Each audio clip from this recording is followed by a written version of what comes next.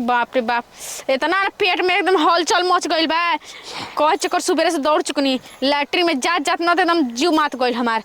काल के जवन पकौड़ी पकोड़ा खा लेलन बानी, पेट गुड़गुड़ गुड़गुड़ गुड़गुड़ गुड़गुड़ मार रहल बा। कितना लैट्रिन में जाता नहीं तो कुल मुंह टाका ताड़ी से बैठ बैठ के ना तो ही तो जुटल बाड़न घर मानू तो खेत में चलनी है। चलो एनिए ठीक बा, एनिए कोई नहीं खिलौकत, एकदम सुनसान बा और जल्दी से फरिया के फिर एक बाद तो चलो तनी घरे। ई का लौकत है दादा, पुतला है का? चल के भीरी देखो तनी तनी।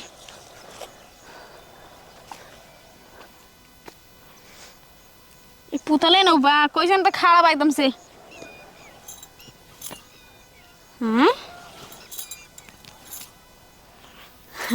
वैज्ञानिकों ना बड़ा दिमाग से बनेल बड़ा सन, बुझाता ना कि तो पूरा असली दिखता, लेकिन असली थोड़ी ना बा, नकली ना बा। बड़ा एक हथवा स्प्रिंग लेखा जाता बैठता जाता बैठता, मजा आता। एक तो खड़ा रही ऐसे ना, हम बैठ जाता नी देखत रहिए कोई के ऐसे। तू पुतला बाराता नहीं आड़ और कल बता निके न रही, कोई निके हो। इहो तो सारी साया ना का बताई, यही सब मन करेला कुर्ती उर्ती पहनी ना निके न रहेला, बीत जाता नहीं।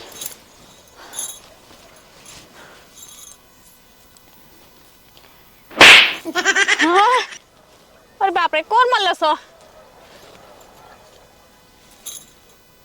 ओ सरसोईया के बाटे साहब। हाँ मोट मोट सरसोईया न बाटे कि कपार में लगे तो पूछा तो कोई मारा था।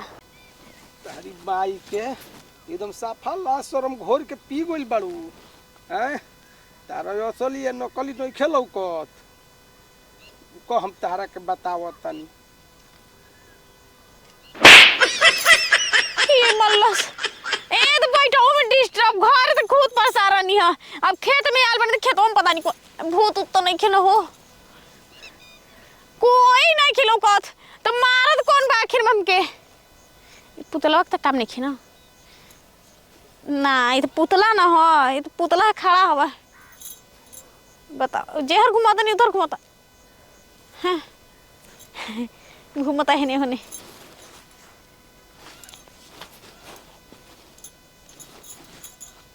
ए पुतला हो, झूठे का शौक ना करता नहीं बैठ जाता नहीं।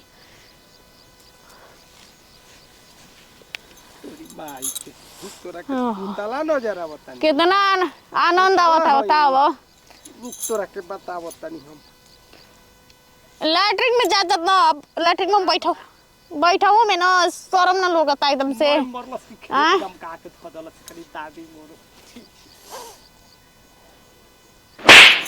फिर मल्लो सरे नतिया तो गलवा कौन है रे मुआ ना? हां बैठो में विपत हो गई बा एकदम से। लौको तो हइए नहीं कैसे, कौन मजाक करत रह जा हो?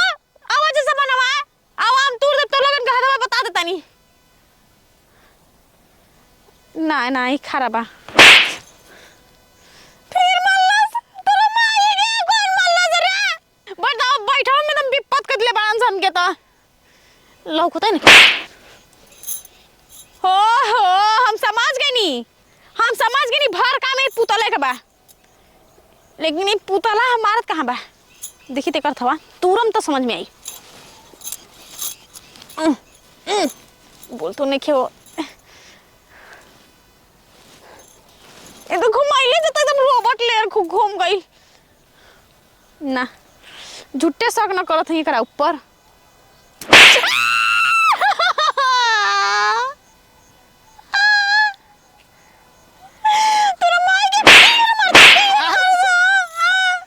करे लज लगवनी तोरा लाज शरम बा किनारे।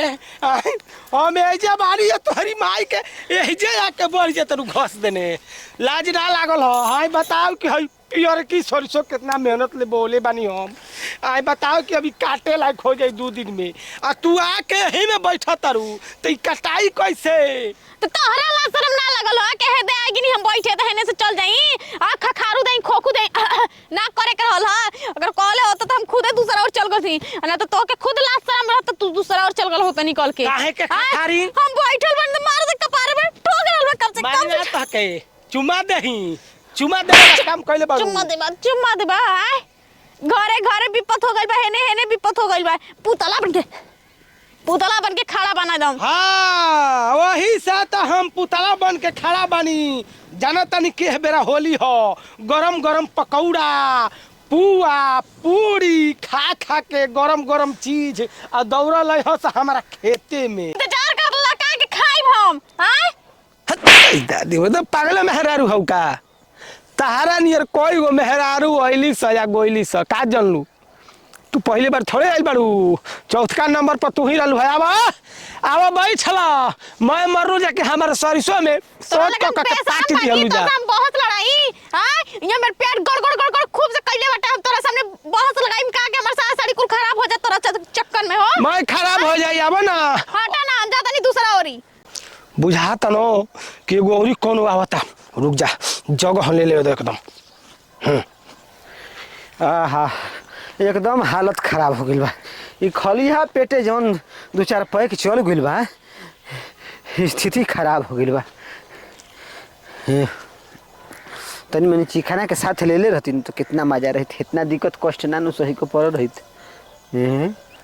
ये मरते कहीं का है झिंगाना ससुरा। ये अपना सरसोईया के खेतवा में पुतला गाड़ दिले बा का? जा ससुर झिंग ख से खत्म ग से गायब बड़ो। सरवारी बड़ा जुगाड़ लगा दे से कर में स्प्रिंग पर फिट कर से कहा। ओ सरवा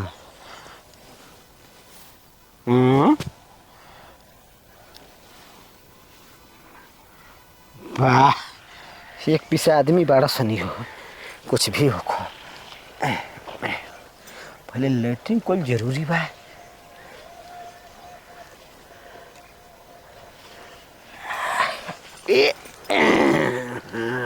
वाह भाई क्या बात।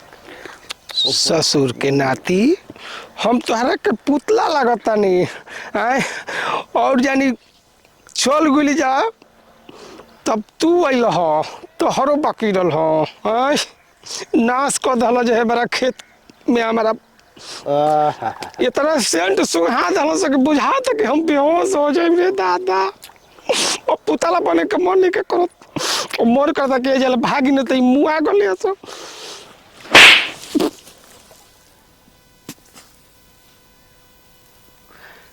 अरे सर ठीक करे। हाँ? अच्छा हो सकेला भंगवा आ गेल खम।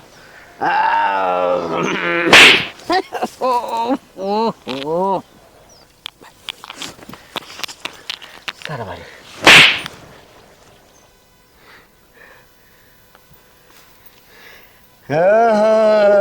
सरवा झिंगना तू ही हवे। मारत का बड़ा है सार कोई कभी तो झोड़ो ना पी देलो। हमारे खेत में थक लौकल हो आए 4 गो मेहरारू वाली सब जो पुतला बन के खड़ा बानी तबले आ तोहरो का हमारे खेत में लौकल हो। हाँ, देख सरसों वाला खेत तोड़े रहल ह। अब सरसों में फूल होइए नहीं कि सब झरिए गइल बा। तब करबे का बता। माने ई तहरा लौकत न कहे 2 दिन में काटे ला खोजई तो काटे ला खो जाई ना तो ऊपर ऊपर कटाई कोनो नीचे सता के थोड़े तो माने एही में सेंट सुंग सुंग के काटल जाई सुखा जाई मर दे का। अपने खेत में का नहीं खा जात। ए सरवा चुपचाप रहो माथा भागत तरह के ना जल्दी। तब जितना मेहरार वाले है से तो तेही तर देख ले को। हां बाप सर कोई का सुंगला हो कब तब तो सेंट अब तो कमावे लागल बा जब पुतला बोलल बानी तो किसिम किसिम के सेंट मरली हम गेली सर। पल मुंह रंग ले ले बक चोनर बानर ले सरवा लागता पुतला लेके खड़ा हो जाते तेरे दो इतर बाबा। तो हां तब नहीं जो नहीं हो सकी नकली हो असली ना हो। चल अब पकड़ा गेले ना। चल पकड़ा गो नी अबले मरते कहीं का तू छिलबिल कर देले रहत अपने ना मरले रहती तो जान तरे हम छिलबिल ना करती बस गैस भरल बार खाली हवा निकलत बाटे आ पेट उठता ये मजबूरी। आज के बाद हमारा खेत में हो सर ना आए तारे खेत हाँ, में। चलो चलो